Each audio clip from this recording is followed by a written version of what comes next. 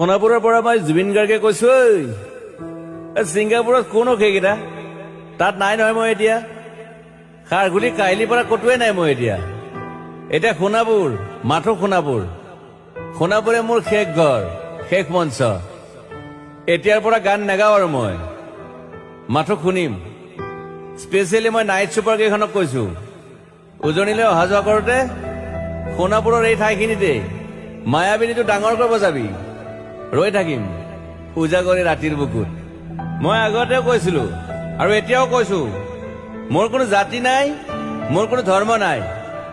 সৰু সজাত দেখুৱাই দিলো কোন হনে তাত ব্ৰাহ্মণ, কলিতা, আলী, ৰহমান, ডেকা, বড়ো, ৰাভা, পূজাৰী আৰু এইটো কি কয় নমাজ পঢ়াই যে মৌলবীও আহিছে সৰু সজালৈ।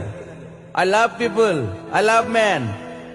সেইবাবে মুখ্যমন্ত্ৰী হিমন্ত দাকো কৈছো, মই বিৰোধী দলকো কৈছো, লুৰি নকিল সকলোকে কৈছো, পলিটিক্স নকৰিবা বন্ধু। মই সৰু সজাইৰ মানুহৰ অসমখন বিচাৰিছিলো। চাই থাকিম সোণাপুৰৰ পৰা।